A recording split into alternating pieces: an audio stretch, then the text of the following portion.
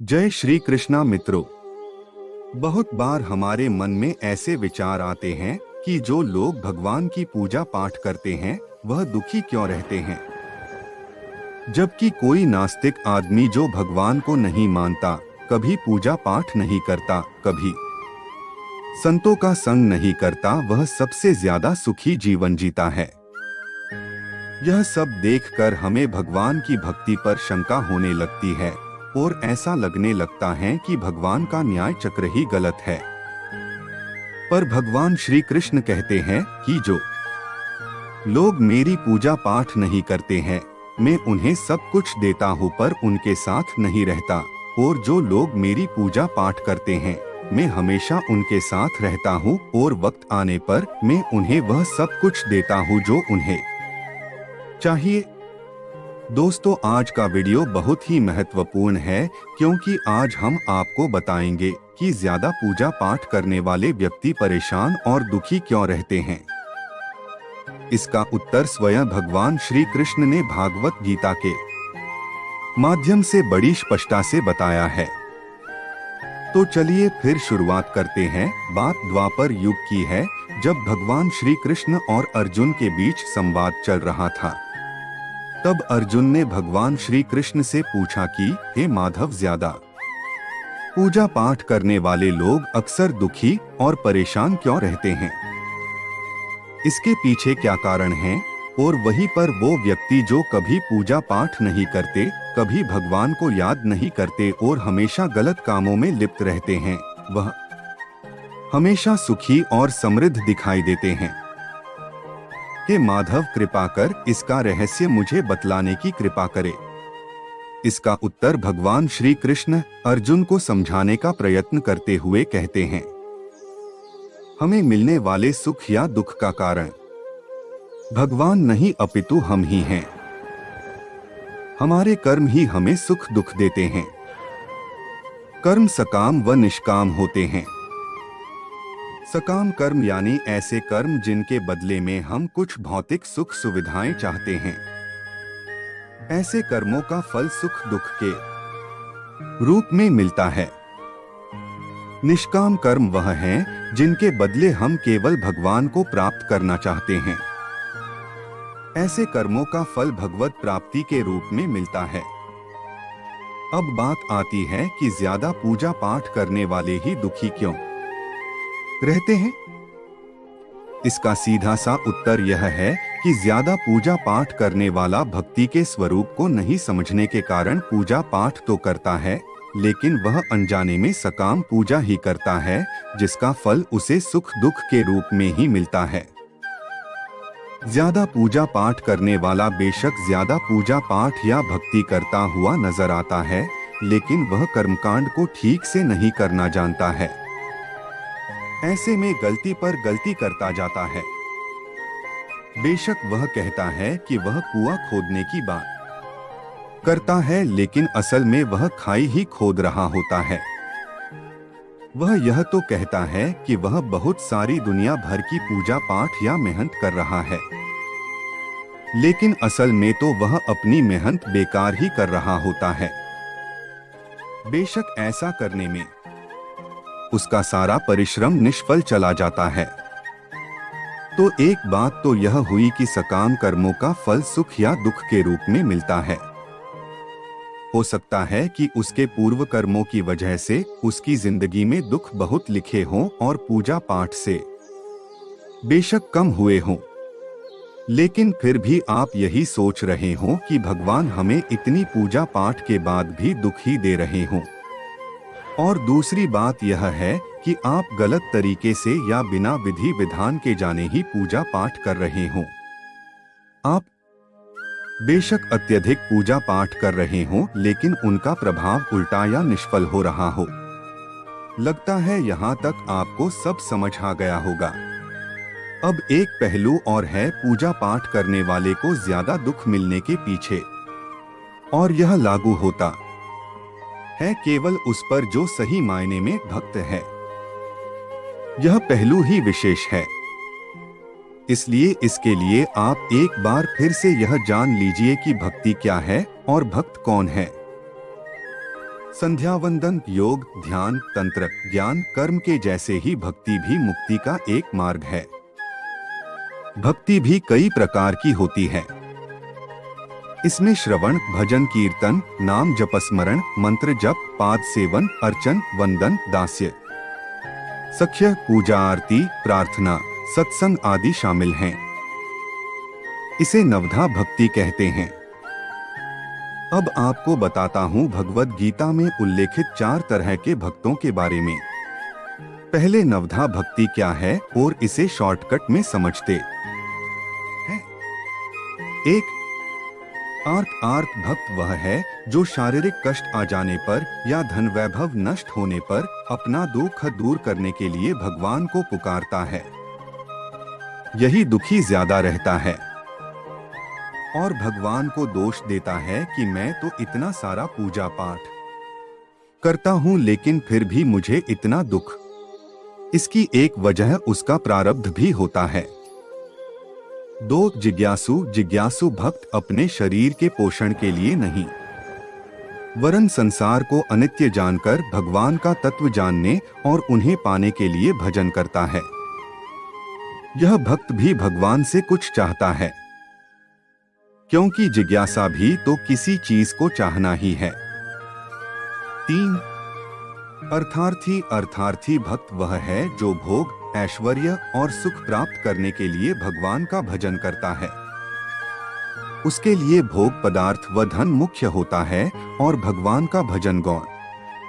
यह भक्त भी सुख दुख पाता है क्योंकि इसका उद्देश्य भी सकाम कर्म है और सकाम कर्म का फल सुख दुख के रूप में मिलता है। बेशक आपके द्वारा की गई भक्ति का फल अवश्य मिलता है। 4. ज्ञानी, अर्थार्थी और जिज्ञासु तो सकाम भक्त हैं, परंतु ज्ञानी भक्त सदैव निष्काम होता है। ज्ञानी भक्त भगवान को छोड़कर और कुछ नहीं चाहता है। इसलिए भगवान ने ज्ञानी को अपनी आत्मा कहा है। और एक बात अच्छे से ध्यान रखिए, यही भक्त ही केवल शुद्ध भक्त की श्रेणी में आता है। ज्ञानी भक्त के योगक्षेम का वहन भगवान स्वयं करते हैं। इनमें से कौन सा भक्त है संसार में सर्वश्रेष्ठ? तेषा ज्ञानी नित्ययुक्त एक भक्तिर्विशिष्यते प्रियो ही ज्ञानिनोत्यर्थमहं स च मम प्रियः। 17. अर्थात इनमें से जो परम ज्ञानी है और शुद्ध भक्ति में लगा रहता है वह सर्वश्रेष्ठ है, क्योंकि मैं उसे अत्यंत प्रिय हूँ और वह मुझे प्रिय है। इन 4 वर्गों में से जो भक्त ज्ञानी है और साथ ही भक्ति में लगा रहता है वह सर्वश्रेष्ठ है, और ऐसे भक्त के लिए ही भगवान ने कहा है कि अनन्याश्चिंत्यन्तो मां ये जनाः पर्युपास्ते तेषां नित्याभियुक्ताना योगक्षेम वहाम्यहम्। अर्थात भगवान श्री कृष्ण अर्जुन से कहते हैं। यहाँ अर्जुन का मतलब आप सब ही हैं जो जीवन के संग्राम के मध्य फंसे हुए हैं। है अर्जुन, अनन्य भाव से मेरा चिंतन करते हुए जो भक्तजन मेरी उपासना करते हैं उन नित्य युक्त पुरुषों का योगक्षेम मैं वहन करता हूँ। आदिगुरु श्री शंकराचार्य जी का मत है कि अप्राप्त वस्तु को प्राप्त करना योग और प्राप्त वस्तु का रक्षण करना क्षेम कहलाता है। हमारे जीवन का संघर्ष भी तो प्रायः 2 भागों में विभाजित ही रहता है कि हमारी सारी भागदौड़ अप्राप्त की प्राप्ति के लिए ही होती रहती है और हम चिंतित रहते हैं उस सब के रक्षण के लिए जो हमारे पास है। वस्तुतः हमारा कोई भी कार्य तभी यशस्वी हो सकता है जब हम अनन्याश्चिंत्यन्तो अर्थात संकल्प के विषय में निरंतर सोचते रहें। हमारा चिंतन पल भर को भी बाधित न हो। पर्युपासन परि अच्छी तरह एवं उपासन सर्वस्व समर्पण अर्थात एक निश्चित लक्ष्य के लिए हर संभव प्रयास और नित्ययुक्ता अर्थात आत्मसंयम। इस तरह जब संकल्प का सातत्य, सर्वस्व समर्पण और आत्मसंयम ये 3 कुंजियां हमारे हाथ लगती हैं तो भाग्य का ताला स्वयं ही खुल जाता है। अर्थात योगक्षेम का भार स्वयं भगवान वहन किया करते हैं। यही शाश्वत सत्य है। अब इसको बिल्कुल सरल भाषा में समझ लीजिए। एक लाइन में भगवान कहते हैं कि जो परम ज्ञानी भक्त हैं और जो अनन्य भाव से मेरी उपासना करते हैं, उनकी जो जरूरतें हैं वह सब वो अपने आप पूरी करते हैं, और जो आपके पास है उसकी रक्षा का भार भी स्वयं भगवान अपने कंधों पर लेते हैं। यह ठीक उसी तरह है जैसे एक छोटे बच्चे के खानपान, रहन सहन आदि की सारी जिम्मेदारी माता अपने सिर पर लेती है। बच्चे को इस विषय में चिंता करने की जरूरत नहीं होती है। माता इस विषय में स्वयं चिंता करती है। अगर हम ऐसे अनन्य भक्त बन जाते हैं, तब आप यह नहीं कह सकेंगे कि हम तो इतनी सारी पूजा पाठ करते हैं, फिर भी इतने दुखी क्यों हैं। एक बात और भी है, कई बार भक्त पर भगवान की विशेष कृपा होती है, जिसके फलस्वरूप भगवान प्रयास करते हैं कि आपके प्रारब्ध का फल इसी जन्म में या एक ही बार में कट जाए। ऐसे में वे आपसे ज्यादा पूजा पाठ भी करवा सकते हैं, क्योंकि फल तो कर्म करने से ही मिलेगा। ऐसे में आपको इसे दूसरे दृष्टिकोण से समझना होगा। इसे आप भगवान की कृपा ही समझिए। कई बार जीवन के अंत में या मृत्यु के समय आपको भगवान अत्यधिक कष्ट भी दे सकते हैं। असल में वो कष्ट तो आपके कर्मों के ही होते हैं, लेकिन उन कष्टों को भगवान इस तरह से व्यवस्थित कर देते हैं कि अंत समय कष्टों की वजह से केवल भगवान का नाम ही याद रहे, ना कि किसी सगे संबंधी या भौतिक विषय वस्तु का। और मृत्यु के समय हमारा जो भाव होता है, हम उसी को प्राप्त करते हैं। ऐसे में भगवान की याद बनी रहने से ईश्वर आपके लिए भगवत धाम का रास्ता खोल देते हैं। तो ऐसे में यह न कहे कि भगवान ने उन्हें इतने कष्ट दिए, वो तो इतना पूजा पाठ करते थे। अधिक पूजा पाठ नियम करने वाला व्यक्ति इसलिए परेशान रहता है क्योंकि ईश्वर उसी की परीक्षा लेते हैं जिससे वह सबसे अधिक प्रेम करता है। भगवान उसे हर कठिनाइयों से मुक्त करना चाहते हैं ताकि उसे जीवन में कभी किसी प्रकार की परेशानियों का सामना न करना पड़े। ईश्वर अपने भक्तों को कभी उदास नहीं देख सकते हैं और वह नहीं चाहते हैं कि दूसरों उन्हें परेशान करें और उन्हें हानि पहुंचाएं। इसलिए भगवान श्रीहरि मंत्र अपने भक्तों को अकेले रहने की शक्ति देते हैं ताकि वह हर परिस्थिति का डटकर सामना कर सके।